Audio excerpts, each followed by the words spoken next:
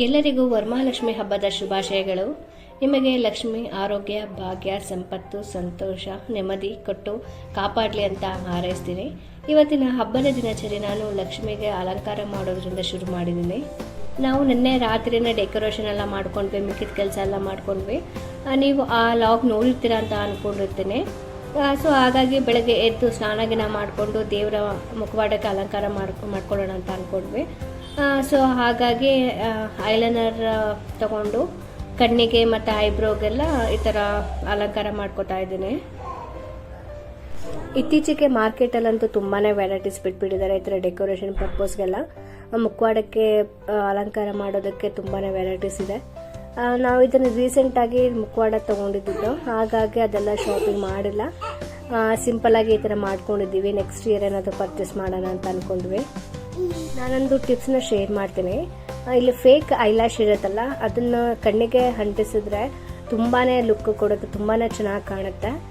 ನೀವು ಒಂದ್ಸಲ ಟ್ರೈ ಮಾಡಿ ನೋಡಿ. ಫೇಕ್ ಐಲ್ಯಾಶ್ ಇರುತ್ತಲ್ಲ, ಕಣ್ಣಿಗೆ ಅಂಟಿಸಿರೋದ್ರಿಂದ ತುಂಬಾ ಚೆನ್ನಾಗಿ ಲುಕ್ ಕೊಡುತ್ತೆ. ಸೊ ಈಗ ಕಳಸಾಗೆ ಸೀರೆಲ್ಲ ಇಡ್ತಿದ್ದೀವಿ. ಈಗ ಕಳಸ ಕೂಡ ಕೂರಿಸ್ತಾ ಇದ್ವಿ. ನಮ್ಮ ಅತ್ತೆ ಹೇಳ್ಕೊಡ್ತಾ ಇದ್ರು ಹೇಗೆ ಕೂರಿಸ್ಬೇಕು, ಹೇಗೆ ಮಾಡಬೇಕು ಅಂತ. ಸೊ ಅದು ಪ್ರಕಾರ ನಾವು ಕೂರಿಸ್ತಾ ಇದ್ವಿ.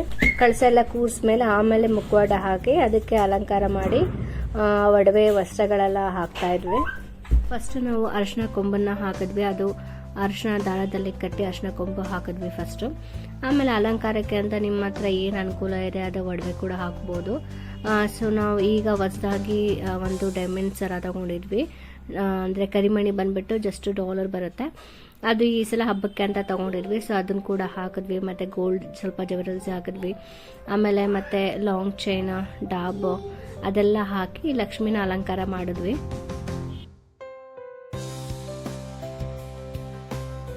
ಆಶಿಕ ಮತ್ತು ವಂಶಿಕ ಕೂಡ ಎದ್ದು ಸ್ನಾನ ಮಾಡಿ ಹೊಸ ಡ್ರೆಸ್ ಹಾಕೊಂಡು ಆಟಾಡ್ಕೊಂಡಿದ್ದಾರೆ ಅವರಿಬ್ರು. ಆಶಿಕ ಮತ್ತು ವಂಶಿಕಾಗೆ ಇಬ್ರಿಗೂ ಒಂದೇ ಪ್ಯಾಟರ್ನಲ್ಲಿ ಡ್ರೆಸ್ ತೊಗೊಂಡಿದ್ದೀವಿ. ಕಲರ್ ಚೇಂಜ್ ಅಷ್ಟೇ. ಹೇಗೆ ಕಾಣ್ತಿದ್ದಾರೆ ಇಬ್ರು ಅಂತ ಕಮೆಂಟ್ ಮಾಡಿ ತಿಳಿಸಿ. ಸೊ ಈಗ ಎಲ್ಲ ಅಲಂಕಾರ ಆಯಿತು, ಎಲ್ಲ ಜೋಡಿಸಾಯಿತು. ಈಗ ಪೂಜೆ ಮಾಡೋ ಟೈಮ್. ಸೊ ದೀಪ ಎಲ್ಲ ಬೆಳಗಿ ಪೂಜೆ ಮಾಡ್ತಾ ಇದ್ದೀವಿ ಈಗ ಎಲ್ಲರೂ ಸೇರಿ.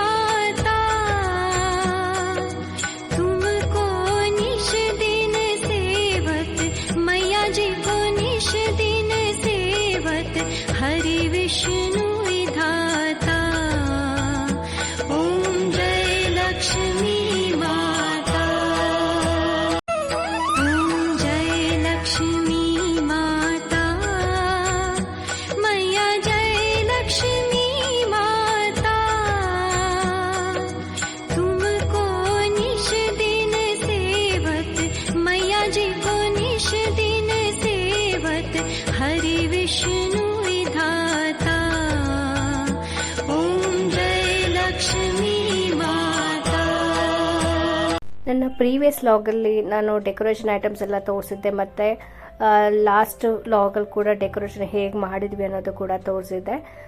ಸೊ ಹಾಗಾಗಿ ಕಂಪ್ಲೀಟ್ ವಿಡಿಯೋನ ಹಾಕಿದ್ದೀನಿ, ಡೆಕೋರೇಷನ್ ಹೇಗೆ ಬಂದಿದೆ ಮತ್ತು ಓವರ್ ಆಲ್ ಫೈನಲ್ ಲುಕ್ ಹೇಗೆ ಬಂದಿದೆ ಅಂತ. 4 ಗಂಟೆಗೆ ನಾವು ಎದ್ದಿದ್ವಿ ಮಾರ್ನಿಂಗ್. ಹಾಗಾಗಿ ಬೇಗ ರೆಡಿನೂ ಆಯಿತು, ಬೇಗ ಪೂಜೆ ಕೂಡ ಆಯಿತು. ಬ್ರಾಹ್ಮಿ ಮುಹೂರ್ತದಲ್ಲಿ ಪೂಜೆ ಮಾಡಬೇಕು ಅಂತ ಹೇಳಿದ್ರಲ್ವ, ಸೊ ಹಾಗಾಗಿ ಪೂಜೆ ಕೂಡ ಬೇಗನೆ ಆಯಿತು, ತುಂಬ ಚೆನ್ನಾಗೂ ಆಯಿತು. ನಾವು ಅಡುಗೆ ಸಿಂಪಲ್ಲಾಗಿ ಮಾಡ್ಕೊಂಡಿದ್ವಿ. ಸ್ವಲ್ಪ ಚಿತ್ರಾನ್ನ ಮತ್ತು ಕೋಸಂಬರಿ ಪಾಯಸ ಮಾಡಿದ್ವಿ ಕಸ್ಟರ್ಡ್ ಹಾಕಿ. ಇದು ಬಂದು ನಮ್ಮ ಅಮ್ಮನ ಮನೆ ಮಹಾಲಕ್ಷ್ಮಿ. ನಾ ಅಮ್ಮನ ಮನೆಗೆ ಕೂಡ ಬಂದಿದ್ದೆ ಅರ್ಶಿನ ಕುಂಕುಮ ತಗೊಳಕ್ಕೆ ಅಂತ. ಹಾಗೆ ಅವ್ರನ್ನೂ ಕರೆದ್ಬಿಟ್ಟು ಹೋಗೋಣ ಅಂತ ಬಂದಿದ್ದೆ. ವಂಶಿಕಾಗಂತೂ ಅದೇ ಕೆಲಸ. ಅಲ್ಲಿ ಏನಿದೆ ಕಾಯಿನ್ಸ್ ಎತ್ಕೊಳ್ಳೋದು, ತಿಂಡಿಗಳೆಲ್ಲ ಟೇಸ್ಟ್ ಮಾಡೋದು, ಆ ಥರ ಎಲ್ಲ ಮಾಡ್ತಾಯಿದ್ಲು. ಸಂಜೆ ಆಗಿತ್ತು. ಸಂಜೆ ನಾವು ಕೂಡ ರೆಡಿ ಆಗಿದ್ವಿ. ನಾವು ಎಲ್ಲರೂ ಮನೆಗೆ ಹೋಗಿ ಅರ್ಶಿನ ಕುಂಕುಮಗೆ ಕರಿತಾ ಇದ್ವಿ. ಮತ್ತು ನಾವು ಹೋಗಿ ಅರ್ಶಿನ ಕುಂಕುಮ ತಗೋತಾ ಇದ್ವಿ. ಇದೇ ಅಲ್ವ ಈ ಹಬ್ಬದ ಸ್ಪೆಷಾಲಿಟಿ. ಎಲ್ಲರೂ ಮನೆಗೆ ಹೋಗಿ ಲಕ್ಷ್ಮಿ ನೋಡಿಕೊಂಡು ಅರ್ಶಿನ ಕುಂಕುಮ ಕರೆದು ನಾವು ತಗೊಳ್ಳೋದು ತುಂಬ ಸ್ಪೆಷಾಲಿಟಿ ಇರುತ್ತೆ, ತುಂಬ ಚೆನ್ನಾಗಿರುತ್ತೆ. ನಾವು ಆಶಿಕಾಗೆ ಮತ್ತು ವಂಶಿಕಾಗೂ ಕೂಡ ಒಂದೇ ಥರ ಲಂಗ ಬ್ಲೌಸ್ ಹೊಲಿಸಿದ್ವಿ. ಒಂದೇ ಥರ ಪ್ಯಾಟ್ರನ್, ಒಂದೇ ಥರ ಸ್ಟೈಲ್, ಒಂದೇ ಥರ ಬಟ್ಟೆಯಿಂದ. ಸೊ ಅವನು ರೆಡಿ ಮಾಡಿ ಜೊತೆಗೆ ಕರ್ಕೊಂಬರ್ತೀನಿ ಅಂದರೆ ತುಂಬ ಕಷ್ಟ. ಯಾಕಂದರೆ ಅವ್ರು ಇರಲ್ಲ, ಆ ಕಡೆ ಹೋಗಿ ಓಡ್ಬಿಡ್ತಾರೆ, ಈ ಕಡೆ ಓಡ್ಬಿಡ್ತಾರೆ. ಸೊ ಅವ್ರನ್ನ ಮ್ಯಾನೇಜ್ ಮಾಡ್ಕೊಂಡು ಕರ್ಕೊಂಬರೋದು ಕಷ್ಟ ಅಲ್ಲ ಅಂತ ನಾನು ಅಶ್ರಿತ ಇಬ್ಬರೇ ಬಂದಿದ್ವಿ. ನೋಡಿ ಅಶ್ರಿತ ಪಾಪು ಹೇಗೆ ಕಾಣ್ತಿದ್ದಾಳೆ, ಆಶಿಕಾ ಚೆನ್ನಾಗಿದೆಯಾ ಲಂಗ ಬ್ಲೌಸು. ಸೊ ಇದೇ ಥರ ಇಬ್ರಿಗೂ ಒಂದೇ ಥರ ಹೊಲಿಸಿದ್ವಿ. ಬಟ್ ಇಬ್ರಿಗೂ ನಿಲ್ಲಿಸಿ ಫೋಟೋ ತಗೊಳ್ಳೋದಂತೂ ಚಾಲೆಂಜ್ ಆಗಿಬಿಟ್ಟಿತ್ತು.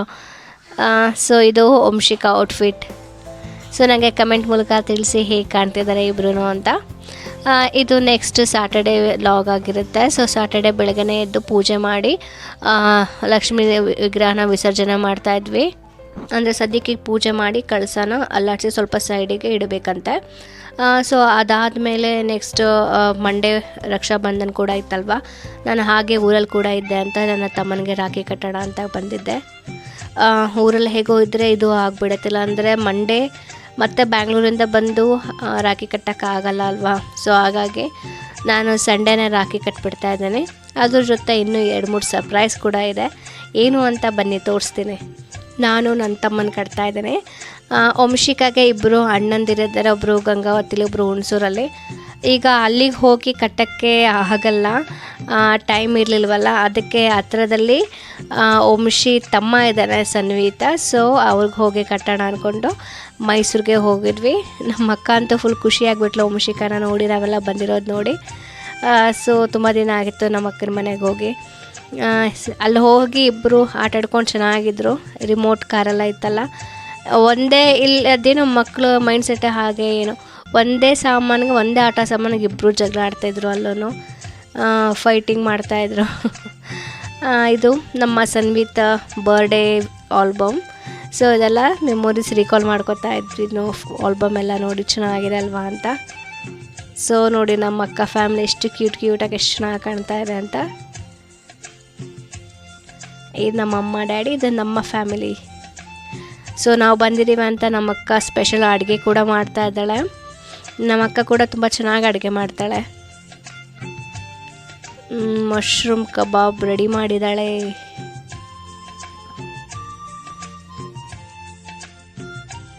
ಊಟ ಎಲ್ಲ ಮಾಡಿಕೊಂಡು ನಾವು ರಾಖಿ ಕಟ್ಟೋಕ್ಕೆಲ್ಲ ರೆಡಿ ಮಾಡ್ಕೊಂಡ್ವಿ. ಇಬ್ಬರು ನೋಡಿ ಎಷ್ಟು ಕ್ಯೂಟಾಗಿ ರೆಡಿಯಾಗಿ ರಾಖಿ ಕಟ್ಟುತ್ತಾ ಇದ್ದಾಳೆ. ಈಗ ಕುಂಕುಮ ಹಚ್ಚುತ್ತಾ ಇದ್ದಾಳೆ. ಸೊ ವಂಶಿಗೆ ಇದು ಫಸ್ಟ್ ಟೈಮ್ ಮಾಡ್ತಿರೋದಲ್ವ, ಅವಳಿಗೆ ಏನು ಮಾಡಬೇಕು ಅಂತ ಗೊತ್ತಾಗ್ತಿರ್ಲಿಲ್ಲ. ಸೊ ಅದಕ್ಕೆ ನಾನೇ ಹೆಲ್ಪ್ ಮಾಡ್ತಿದ್ದೆ ಅವಳಿಗೆ. ಈಗ ರಾಖಿ ಕಟ್ಟುತ್ತಾ ಇದ್ದಾಳೆ. ಇಬ್ಬರು ಆವಾಗಲಿಂದ ಆಟಾಡಿಕೊಂಡು ಫೈಟ್ ಮಾಡಿಕೊಂಡು ಇದ್ರು. ಈಗ ರಾಖಿ ಕಟ್ತಾ ಇದ್ದಾರೆ.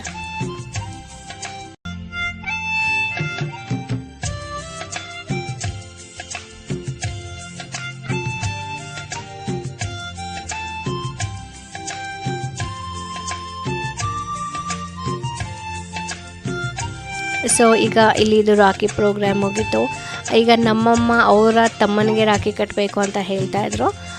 ಸೊ ಇದನ್ನು ಪ್ರೋಗ್ರಾಮ್ ಮುಗಿಸ್ಕೊಂಡು ನೆಕ್ಸ್ಟ್ ನಮ್ಮ ಮಾಮನ ಮನೆಗೆ ಹೋಗೋಣ ಅಂತ ಅಲ್ಲಿಗೆ ಬಂದಿದ್ವಿ. ಅಲ್ಲಿ ಇನ್ನೊಂದು ಸ್ಪೆಷಲ್ ಗೆಸ್ಟ್ ಇದ್ದಾರೆ. ಯಾರಪ್ಪ ಅಂತ ಹೇಳಿದರೆ ಜೂಬಿ. ಅವಳಿಗಂತೂ ಜೂಬಿ ಅಂತೂ ತುಂಬ ಇಷ್ಟ ಆಗಿಬಿಟ್ಟಿತ್ತು. ಬಟ್ ಅವನಿಗೆ ಫಸ್ಟ್ ಟೈಮ್ ಅಲ್ಲಿ ವಂಶಿಕ ಬಂದಿರೋದು. ಕಚ್ಚಕ್ಕೆ ಹೋಗ್ಬಿಡ್ತಾ ಇದ್ದ, ಇಲ್ಲಾಂದ್ರೆ ಪರ್ಚಕ್ಕೆ ಹೋಗ್ಬಿಡ್ತಾ ಇದ್ದ. ಆದರೂ ನಮ್ಮ ವಂಶಿಕ ಬಿಡ್ತಾಳ, ಅದ್ರ ಹಿಂದೆಯಿಂದನೇ ಹೋಗ್ತಾ ಇದ್ದ. ಅಂದರೆ ಅದಕ್ಕೆ ಹಿಡಿಯೋಕ್ಕೆ ಟ್ರೈ ಮಾಡ್ತಾಯಿದ್ಲು. ಅವನು ಮೆಟ್ಲು ಹತ್ತಿ ಆ ಕಡೆ ಹೋಗೋದು ಈ ಕಡೆ ಹೋಗೋದು ಮಾಡ್ತಾಯಿದ್ದ. ಸೊ ಆಫ್ಟರ್ ಲಾಂಗ್ ಟೈಮ್ ನಮ್ಮ ಕಸಿನ್ಸ್ ಎಲ್ಲ ಮೀಟ್ ಮಾಡಿದ್ದಂತೂ ನಂಗೆ ತುಂಬಾ ಖುಷಿ ಆಯಿತು. ಮೀಟ್ ಜೂಬಿ. ನಮ್ಮ ವಂಶಿಗಂತೂ ಜಾಗ ಚೆನ್ನಾಗಿದ್ರೆ ಆಟಾಡ್ಕೊಂಡು ಇದ್ಬಿಡ್ತಾಳೆ, ಬರೋಕ್ಕೆ ಮನಸ್ಸಿರಲ್ಲ ಅವಳಿಗೆ. ಇಲ್ಲಿ ಝೂಬಿ ಬೇರೆ ಇದ್ದ ಅಲ್ವಾ, ಅವನ ಜೊತೆ ಆಟ ಆಡ್ಕೊಂಡು ಚೆನ್ನಾಗಿದ್ಲು. ಅದರಲ್ಲೂ ಅವಳ ಕೈಗೆ ಅದು ಇದೆಲ್ಲ ಸಿಗ್ತಿತ್ತಲ್ವ, ಎತ್ಕೊಂಡು ಆಟ ಆಡ್ಕೊಂಡು ಇರ್ತಿದ್ಲು ಅವಳು. ನಾವು ಬಂದಿದ್ದೀವಿ ಅಂತ ನಮ್ಮ ಮಾಮಿ ಕೂಡ ಏನೋ ಸ್ಪೆಷಲ್ ಆಗೇನೋ ಪಾಯಸ ಮಾಡಿದರು ಮತ್ತು ಬಜ್ಜಿ ಎಲ್ಲ ಮಾಡಿದರು.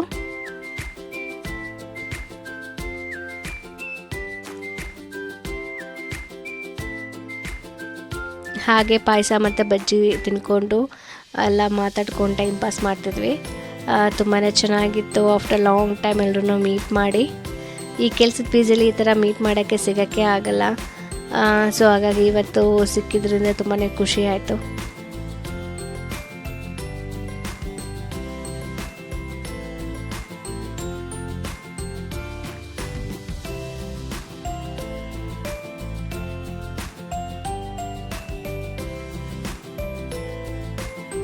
ನಮ್ಮ ವಂಶಿ ನೋಡಿ ಝೂಬಿಗೆ ಬಿಡ್ತಾನೆ ಇಲ್ಲ, ರೌಂಡ್ ಸುತ್ತಾ ಇದ್ದಾಳೆ ಅದರಿಂದ ಹಿಂದೆನೇ. ಮನೆಗೆ ಯಾರೇ ಬಂದರೂ ಝೂಬಿ ಅವನ್ನ ಎದುರಿಸ್ತಾ ಇದ್ದ ಅಂತೆ. ಬಟ್ ಈಗ ನೋಡಿ ಅವನ್ನ ಎದ್ರುಕೊಂಡು ಹೋಗ್ತಾ ಇದ್ದಾನೆ ವಂಶಿಕ ನೋಡಿದ್ರೆ.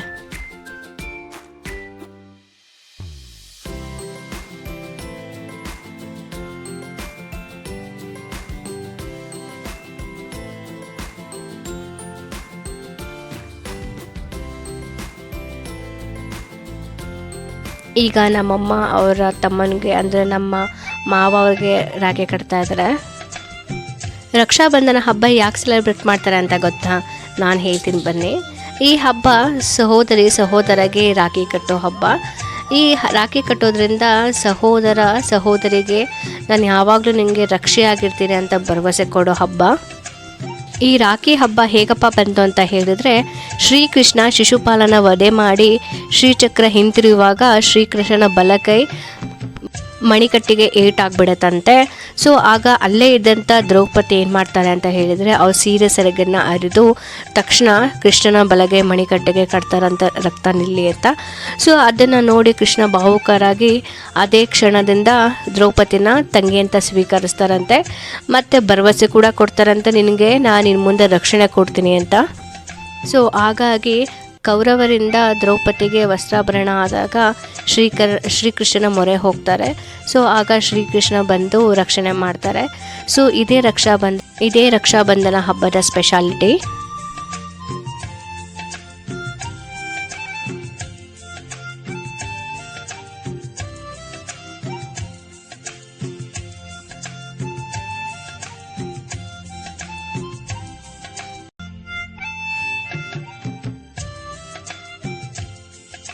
ನಾನು ಅರ್ಶಿನ ಕುಂಕುಮ ತೊಗೊಂಡೆ. ಹಬ್ಬದ ದಿನ ಬರೋಕ್ಕಾಗಲಿಲ್ಲ ಅಲ್ವಾ, ಸೊ ಹಾಗಾಗಿ ಇವತ್ತು ಅರ್ಶಿನ ಕುಂಕುಮ ಕೊಟ್ಟರು ಮಾಮಿ. ಮತ್ತು ನಾನು ಸಂಜೆ ಅಂದರೆ ಈಗ ಸಂಡೇ ಸಂಜೆ ಮತ್ತು ಬ್ಯಾಂಗ್ಳೂರಿಗೆ ಹೊರಡಬೇಕಾಗಿತ್ತು. ಹಾಗಾಗಿ ಹರಿಬರಿಲಿ ಬೇಗ ರಾಖಿ ಎಲ್ಲ ಕಟ್ಟಿ ಮಾತಾಡಿಸ್ಕೊಂಡು ಹೊರಟ್ವಿ. ಸಂಜೆ ಟ್ರೈನ್ ಇರುತ್ತಲ್ಲ, ಸೊ ಸಂಜೆ ಟ್ರೈನಿಗೆ ಹೊರಟುಬಿಡೋಣ ಅಂದ್ಕೊಂಡು. ನಮ್ಮ ಅತ್ತೆ ಮಾವ ಅದನ್ನೇ ಹೇಳ್ತಾಯಿದ್ರು, ನೆಕ್ಸ್ಟ್ ಟೈಮ್ ಅಂದರೆ ಒಂದಿನ ಇರಬೇಕು ಅಂತ. ಸೊ ಎಲ್ಲ ಮುಗಿಸಿ ಎಲ್ರಿಗೂ ಬಾಯ್ ಅಂತ ಹೇಳಿ ಅಲ್ಲಿಂದ ಹೊರಟುವಾಗ ಮಳೆ ಬರ್ತಿತ್ತು. ಹಾಗಾಗಿ ವಂಶಿಕಾಗೆ ರೈನ್ ಕೋಟ್ ಹಾಕಿದ್ದೀವಿ. ವಂಶಿಕಾ ಹೇಗೆ ಕಾಣ್ತಿದ್ದಾಳೆ ಅಂತ ಹೇಳಿ, ಅದೇ ರಿತಿಕ್ ರೋಷನ್ ಫಿಲಮಲ್ಲಿ ಬರುತ್ತಲ್ಲ ಜಾದು, ಆ ಥರ ಕಾಣ್ತಿದ್ದಾಳಲ್ವ. ಸರಿ ಸೊ ಅಲ್ಲಿಂದ ಬಂದಮೇಲೆ ನನ್ನ ಹಸ್ಬೆಂಡ್ ಅವ್ರ ತಂಗಿಗೆ ಅಂದರೆ ನನ್ನ ನಾದಿನಿ ಕೂಡ ರಾಖಿ ಕಟ್ಟಿದ್ರು ನನ್ನ ಹಸ್ಬೆಂಡ್ಗೆ. ಇಲ್ಲಿ ಯಾವ ಥರ ಪದ್ಧತಿ ಇದೆ ಅಂದರೆ, ಮದುವೆ ಆಗಿದ್ದರೆ ಜೋಡಿ ಸಮೇತ ರಾಖಿ ಕಟ್ತಾರೆ. ನಾಳೆ ಇರಲ್ವಲ್ಲ ಅಂತ ಇವತ್ತು ಸಂಡೇನೇ ರಾಖಿ ಕಟ್ಟಿದ್ರು. ಈಗ ಇದೆಲ್ಲ ಮುಗಿಸ್ಕೊಂಡು ನಾವು ಕೂಡ ಬೆಂಗಳೂರಿಗೆ ಹೊರಟ್ವಿ. ಈ ಲಾಗ್ನ ನಾನು ಇಲ್ಲೇ ಎಂಡ್ ಮಾಡ್ತಾ ಇದ್ದೀನಿ. ವರಮಹಾಲಕ್ಷ್ಮಿ ಹಬ್ಬ ಮತ್ತು ರಕ್ಷಾಬಂಧನ ಹಬ್ಬ ಹೇಗೆ ಸೆಲೆಬ್ರೇಟ್ ಮಾಡಿದ್ವಿ ಅಂತ. ಈ ವಿಡಿಯೋ ಇಷ್ಟ ಆಗಿದ್ದರೆ ಲೈಕ್ ಮಾಡಿ, ಕಮೆಂಟ್ ಮಾಡಿ ಮತ್ತು ನನ್ನ ಚಾನಲ್ನ ಸಬ್ಸ್ಕ್ರೈಬ್ ಮಾಡೋದು ಮರಿಬೇಡಿ. Thanks for watching this video.